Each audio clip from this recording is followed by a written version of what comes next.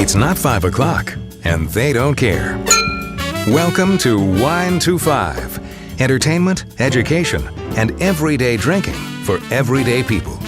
Your hosts are Valerie Caruso and Stephanie Davis, two wine educators who don't need a clock to know when to pour that next glass. Welcome back, and thank you for joining us for another installment of the Wine to 5 show. And in this episode, you get to go on a walking tour of a high-tech beverage lab with Val and Steph. I know, we're so yelling at them today because you're going to learn, we're excited about this, because you're going to learn just how much glassware makes a difference. I mean, there were some things, Steph, that I learned through this tour. There's a ton of gifts to unwrap in this crazy episode. So let's introduce the drinks in our glasses first. Then we're going to introduce our tour guide. Sounds like a plan, Stan. I have actually 4 bottles of wine open in my house, but I'm not drinking all 4 of them. I have, that would be maybe a little bit, double fisting is not the way I roll. But I do have the 2012 Chateau de Pommard Chassagne Montrachet Premier Cru. So, just doing a little bit of that, And it is... I'm just, having my own little celebration over here, obviously. But what are you having? I think that's more... Let's just hear about this. I like this whiskey talk. Well, first, can you explain to the listeners what a Chassagne Montrachet Premier Cru is? Oh, yes. This is a white Burgundy. So it's 100% Chardonnay from some of the top vineyards in Burgundy. This has a lot of kind of like a dry, not dried fruit like you think of prunes, but I got this really good dried fruit tray from Harry and David from my brother, and the dried pears are so good. And this one kind of has like a little bit of essence of that, has kind of a little bit of soft gingery notes, but really a delicate wine that I'm drinking at room temp actually. Yeah. And purposefully let it warm up, and this is the kind of wine that the warmer the better, and a lot more expressive that way. So, and I've had this open for a few days and it is still stunning. Yes, that sounds great. And my show notes here say slacker. I know. Oh, if only you were drinking it with me, and then I could also have the whiskey you were having. I know. This whiskey is so much fun. This is barrel whiskey, infinite barrel projects. And what's interesting about these whiskeys is they have this giant, like a vat or a container or a barrel or whatever. It's a container. And what they do is they blend different whiskeys into it, and then they do a bottling. And once that whiskey's bottled, they start blending more whiskeys into it. So every bottling is totally different. This is cask strength, which I don't know if you guys... And you're not adding any water to it? I did not. I love it the way it is. Wow. Cask strength is usually pretty hot for me. Yeah, it's 119.3 proof, 59.65% alcohol. And yeah, normally it's pretty hot for me too, but between this and I think we have a Woodford or something that's also cask strength that we just love. We love these whiskeys at cask strength. But yeah, you'd think they would be hot, but you don't notice it in this one. And this particular blend, you can look up on their website and it'll tell you, which bottling you have and what whiskeys they blended. So there are whiskeys and ryes from Tennessee, Indiana, there's Irish whiskey in here, Polish whiskey, and then there are some single malt and single grain scotches blended in here. And they're located in Louisville, Kentucky. And then what they do is this blender, they take the whiskeys, again, they're already matured by law, so the scotch is matured, the 3 years by law, and what have you, and they blend them into what they call their infinite barrel. So this is the infinite barrel project, but they do make a lot of other whiskeys as well. So that's neat. I would have never purchased this. Again, this one and that Magnuson that I was drinking last time, the Murray Hill Club, those were the two that my purveyor at Veterans Liquor, Justin, I would have never picked out had I said, hey, I love the McKenna, recommend me something else. And I just saw the color of the wine in your glass when you sipped it, and it is just beautiful. Isn't that nice? Yes, yes. But today, we are finally going to stop talking about what we're drinking, and we're going to talk and walk and learn about top-notch beverage education in the Mile High City. That's right here in Colorado, because we're talking about Metropolitan State University of Denver. We call it MSU Denver. They've got a hospitality learning center, a high-tech beverage lab, and our tour guide is Professor Michael Wray. Yes, Dr. Wray has decades of collegiate teaching experiences within culinary, brewing, and beverage management and hospitality management industries. He holds a PhD in education leadership from the University of Colorado, Denver, and multiple credentials in food and beverage, including sommelier diploma, certified wine specialist, master certified food service executive, and certified culinary instructor. Dr. Wray consults with companies in restaurant design, menu, and recipe development, and has provided instrumental input into the vision for a public-private partnership that led to the creation of MSU Denver's Hotel and Hospitality Learning Center and complementary laboratory classrooms. He also developed the framework for the brewery partnership with Tivoli Brewing Company, leading to a $7 million facility enhancements to the Tivoli Student Union, which is so cool, and establishing integrated learning laboratories for students studying brewing. That is why he was leading the way. Yeah, he was leading the charge, and it was a whirlwind tour. And this is actually the first time we've done something like this as far as trying to keep up with a microphone while he's walking and talking, and he walks fast and he talks fast. And so we were really happy just to try to keep up and get this audio for you. So what we're going to do, we're going to tell you about what we saw on the tour, and then we're going to plug in some bits of audio where Michael tells us about these things. And of course, the first stop is the high-tech food and beverage demonstration theater.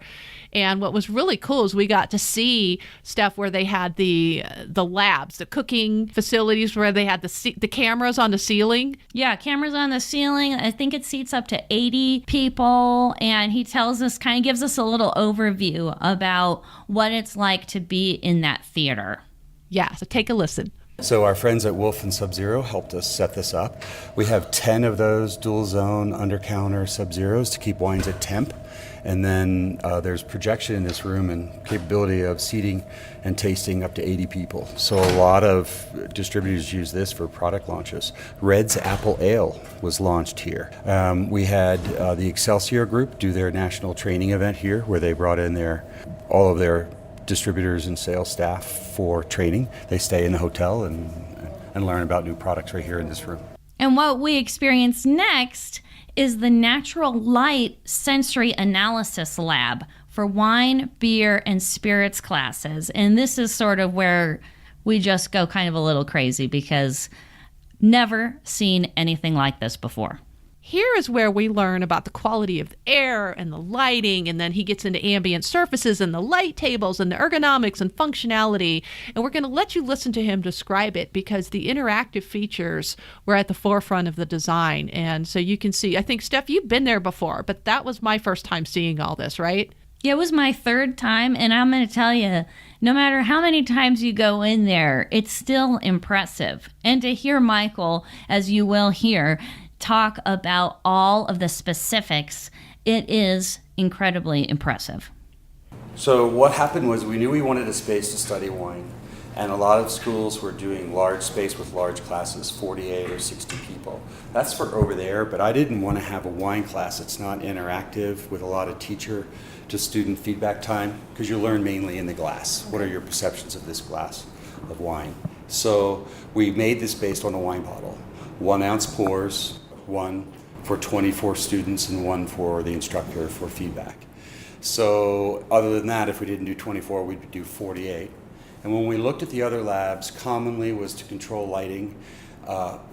More rare was to control the quality of air in the room or the quality of glassware or the use of natural light. So most use lights like this that are here, and these are color-corrected fluorescents in the same spectrum of natural light.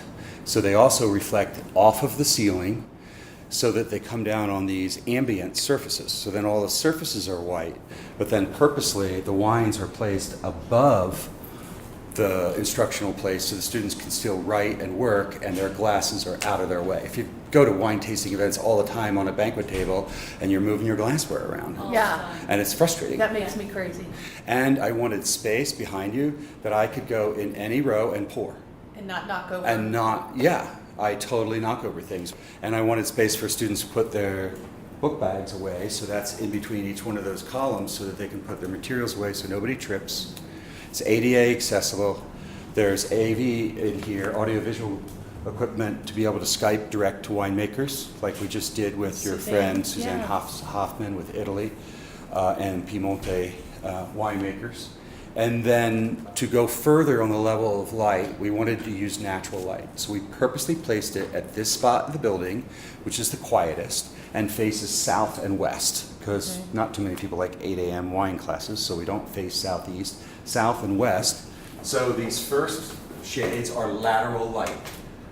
Lateral light is actually better than overhead light.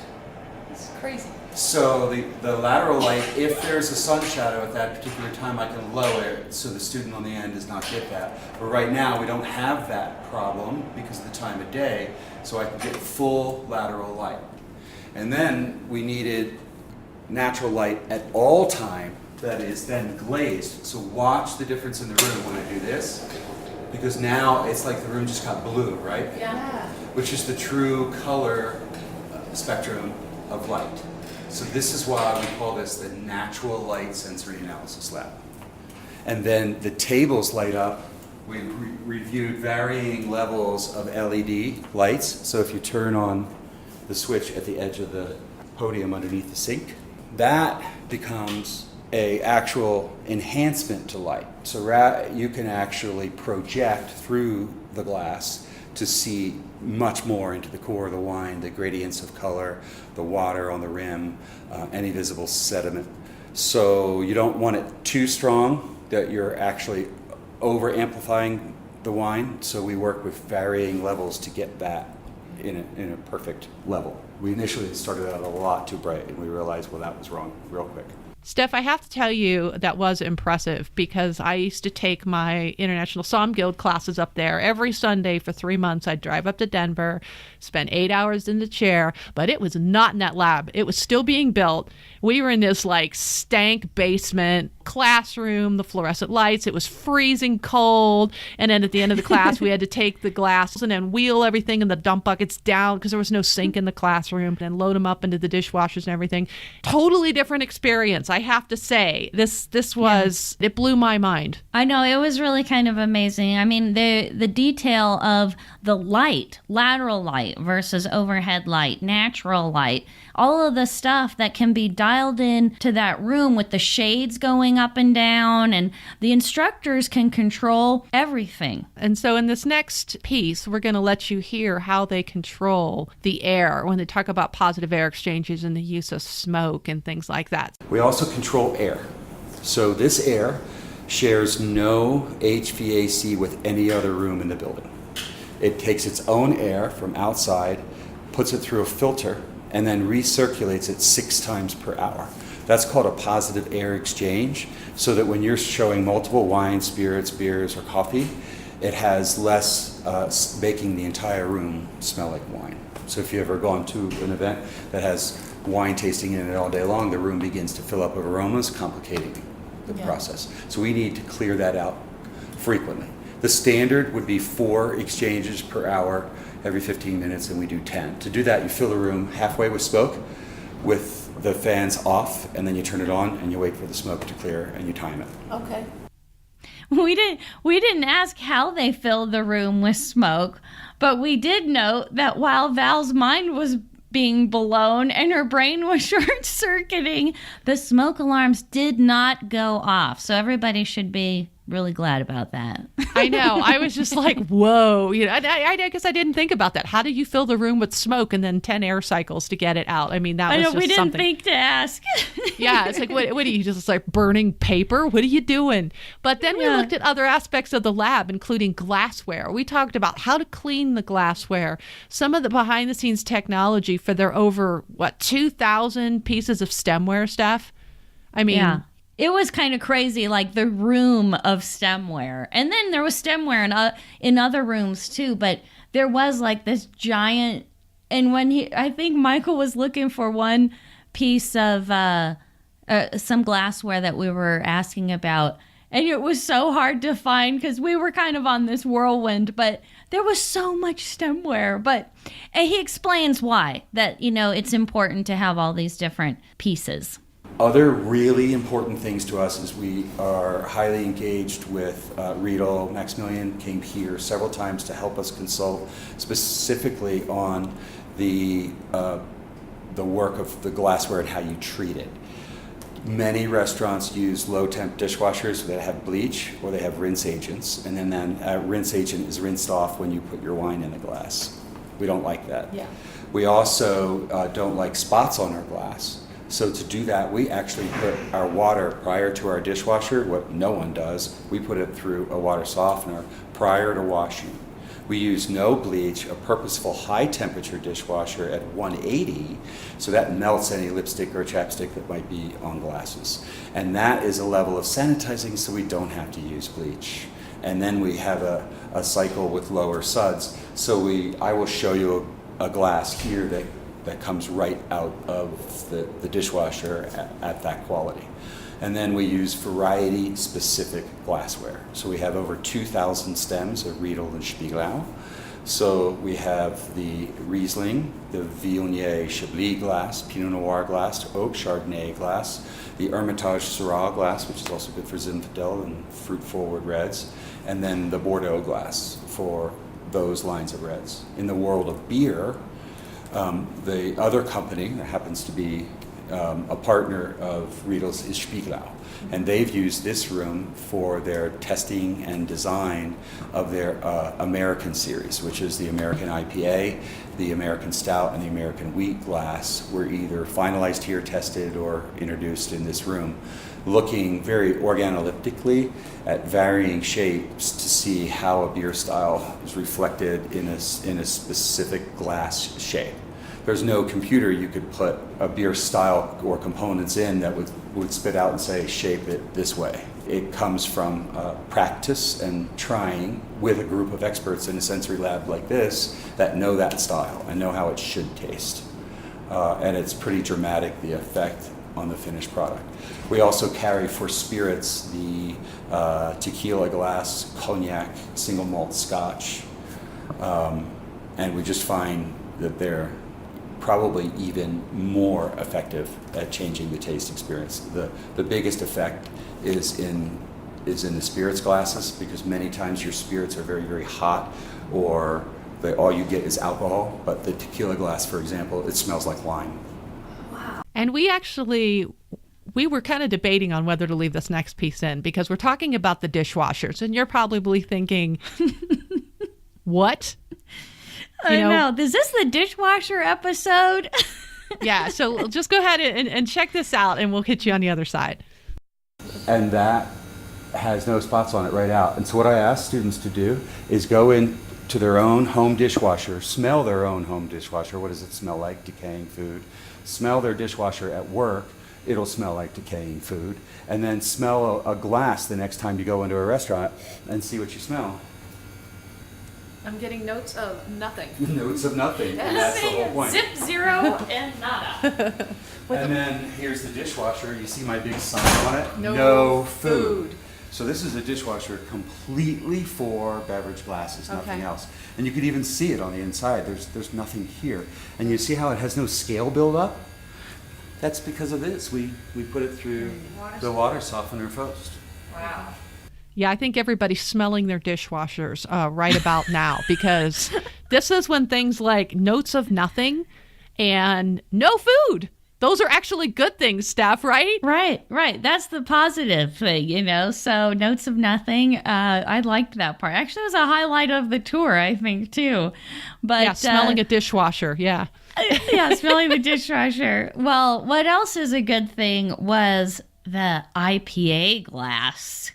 So we are going to actually, because you don't have the visual in a podcast, we are going to put the picture of it in the blog. And we do have lots of great pictures. So if you want to follow along while you're listening or go back after you listen, I think you'll be able to really feel the story as it's kind of walking along the tour with the photos. Yeah, and if I'm really motivated, I'll just take the audio from the podcast and put it in a video with the pictures, but we'll see how I'm feeling. So that's right. Yeah, but no promises. But this is the first time I've ever seen a pint glass or an IPA glass like this, an American IPA glass. And this is the glass, the American IPA glass, that's so unique. It has an etching on the bottom that aerates because the slow release of bubbles actually builds the head and assists in aromatics. These little ridges here do more than just hold your fingers. They create a tumbling action that goes into this larger bowl that then wafts the aromatics. Is that a Spiegelau? This is Spiegelau. So this is for American IPA. So when I take a typical pint glass that completely kills beer, affects the temperature, takes all the foam away, and then I pour the same beer in that glass and this glass, and the students taste it out of the bad pint glass, which was really developed as a mixing glass for liquor and just happened to be convenient, and it stacks. So now that's what most of America thinks is a beer glass, and it's not.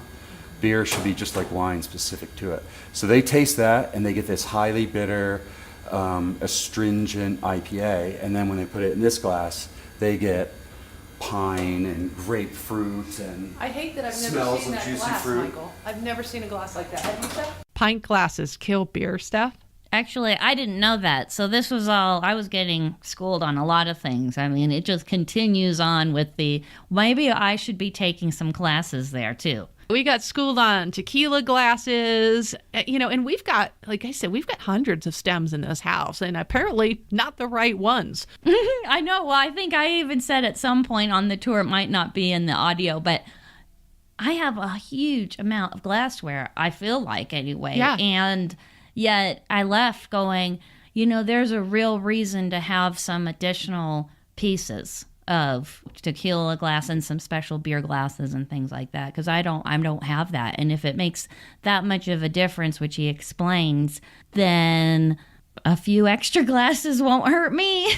No, I think it's just a matter of knowing which ones to get rid of, which we have so much stemware, and a lot of it's for my business. I mean, honestly, about 100 of them are for my business, but we still have to store them somewhere. But Michael, I will tell you, he spoiled us rotten, because not only do we taste the beer out of the IPA glass and the tequila out of the tequila glass, we tasted the rum, and we tasted a lavender hibiscus liqueur that the students made. We got to drink their assignments a little bit, which was kind of cool. Yeah, because they have a partner distillery that they work with, so that's pretty neat. Yeah, so they also get to make beer. We got to taste their beer. The Tivoli Brewery here on campus. So the Tivoli is a brewery that is pretty much operated by students? We have several working there right now, but like our hotel, they have to apply for the job and they get paid as a regular employee. But then what they also do is they share their equipment and their resources, and our students can shadow. And so if they have a big bottling project or a big brewing project, and we have classes that can coordinate and assign students time to work with their staff. Okay. Our brewing labs that we'll see here in a moment are adjacent to the brewery. And then we learn how to pour beer properly, because apparently we didn't know that either, Steph. I mean, we're always learning. Yeah. And this is where I get schooled on lacing up. Clearly I don't.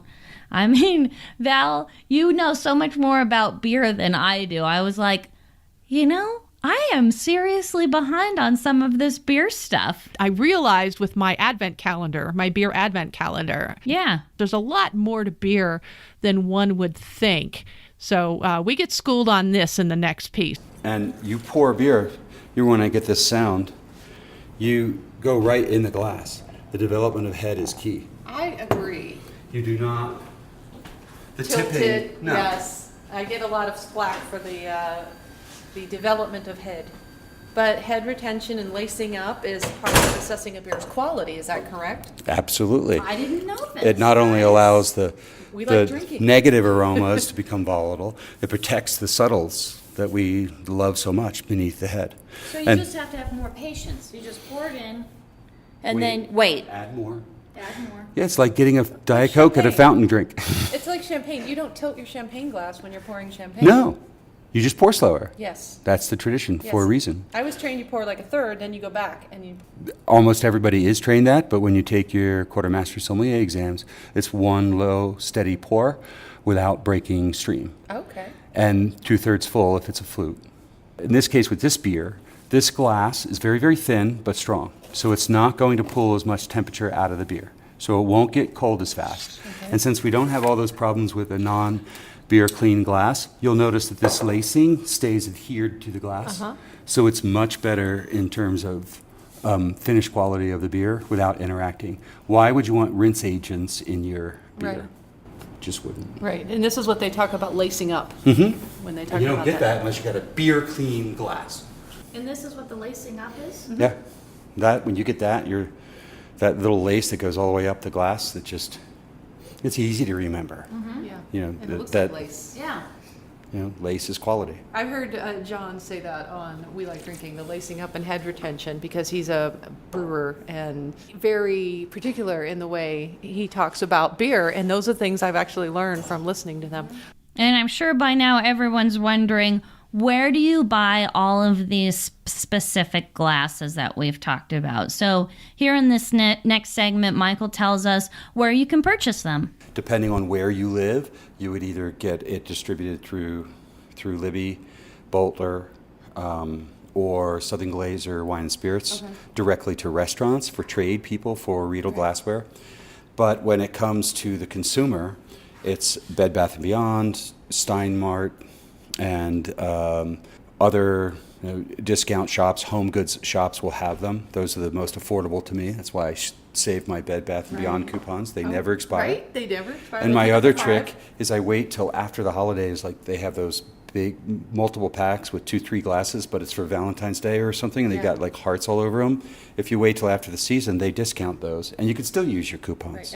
You know, I have to say, there are a lot of people out there that probably think the shape of glassware doesn't really matter, or that it's kind of a bunch of hooey. Yeah, I bet there are people who think that. Yeah, so want to hear what Dr. Wray has to say? Yes. Hey. And just again for our listeners, explain how that changes the aromatics. So the shape of the glass in general, when you're more full-bodied, things that have stuff in it. So red wines have a whole lot more thing. It's in bits of color and flavonoids and tannins, resveratrol, all that stuff has weight, molecular weight. So for that to become volatile, aromas that are volatile actually have to break the surface, which means that vapor pressure occurs there. But there's surface tension from the atmosphere holding that back.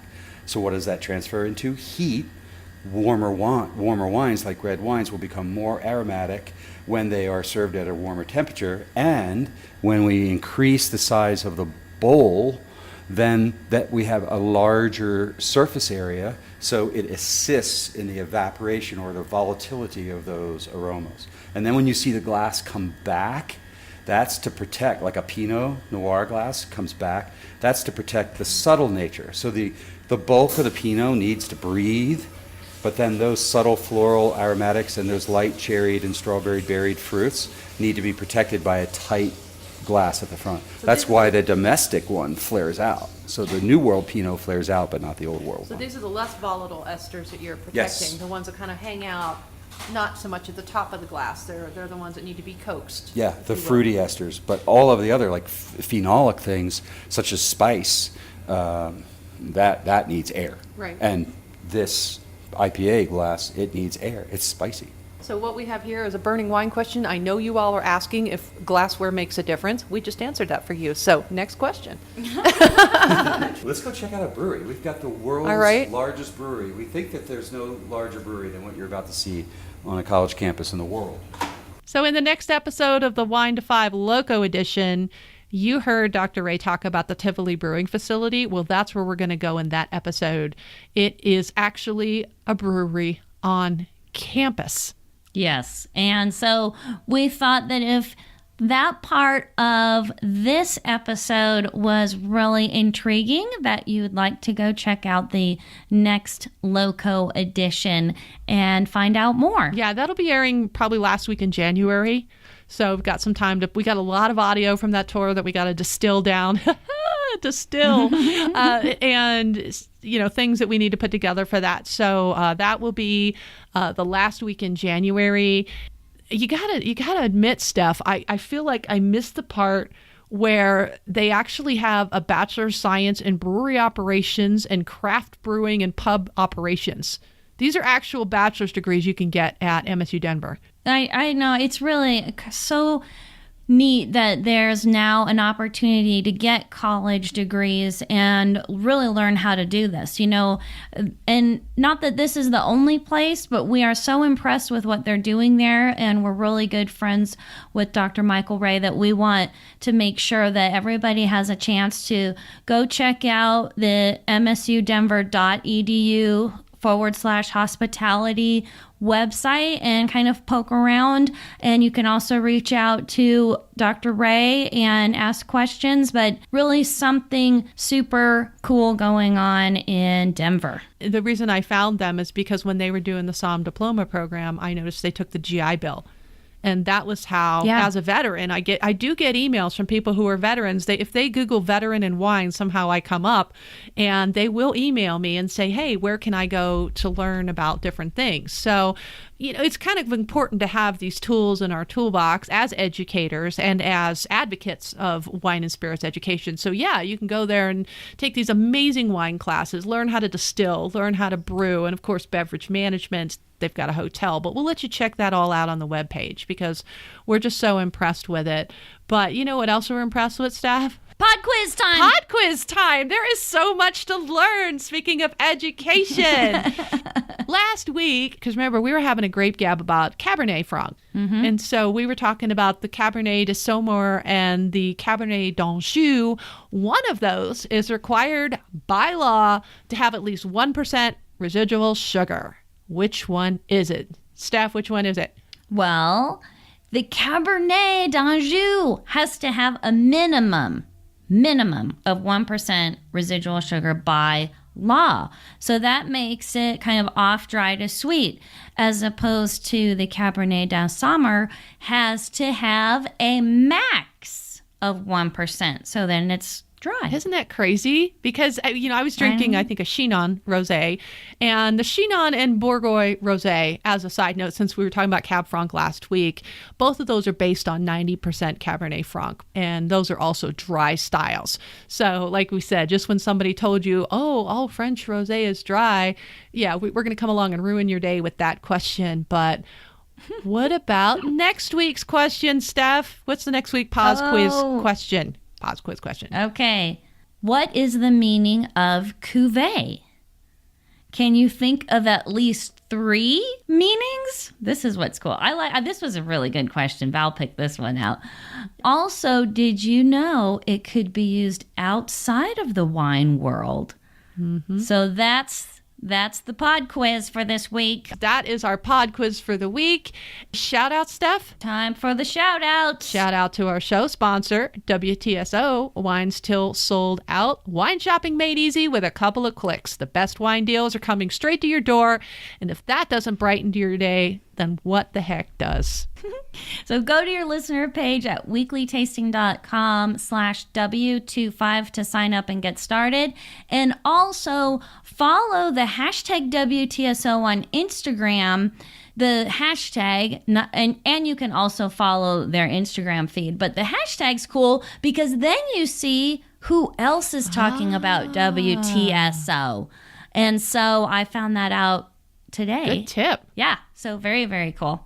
On to our Patreon love, our Reserva Superiore supporter, Robin from Girls Gone Grape, and our Reserva supporter, Auntie in Georgia. Our tenacious tasters, Jeff E. from the We Like Drinking podcast, Sebastian of Sassy Italy Tours, David and Lisa in Illinois, Anne Marie in Virginia, Lynn of Savor the Harvest blog, and Sharon in Florida. And our It's Not 5 o'clock and We Don't Care listeners, Meg in South Dakota, Clay in Arizona, John, Andrew, Aswani, and Kristen in California, Chantel in Ontario, Canada, Mary Lou in Pennsylvania, Kathy in Georgia, Chris, Janet, and Diane in Colorado, Stephen Renee in Illinois, Kathy in Tennessee, Sean in Ohio, Ashley and Sarah, they're in North Carolina, and Michelle's in Nevada. And our tastemaker listeners, David in Scotland, Carol in Kentucky, Karen in California, Chip and Katie in Pennsylvania, Serena in New York, Annie here in Colorado, and Danielle. And you can go to wine25.com and click on support to show your support and find out all of the good details. And between our weekly episodes, you can find goodies on our website, wine25.com, or you can find us in the social spaces at WineTWOFIVE. But for our last episode of 2018 of the regular Wine to Five podcast, I'm so excited, Steph. Bloopers! Bloopers are coming. I live for the bloopers. Just wait. I live for the bloopers. Like I think I tweeted out, like, I almost love the end of your bloopers as much as the wine moments. They are just so much fun. And I giggle my butt off the whole time, listening to all the cutting room floor bits that we save throughout the year for you guys. Yes. Bloopers are the best. Bloopers are the best. So we wish everybody a Happy New Year. Happy New Year. And cheers. Thank you for listening to the Wine to Five podcast. Be sure to check us out at Facebook/WineTWO5 and tune in next week for more fun and useful sip tips.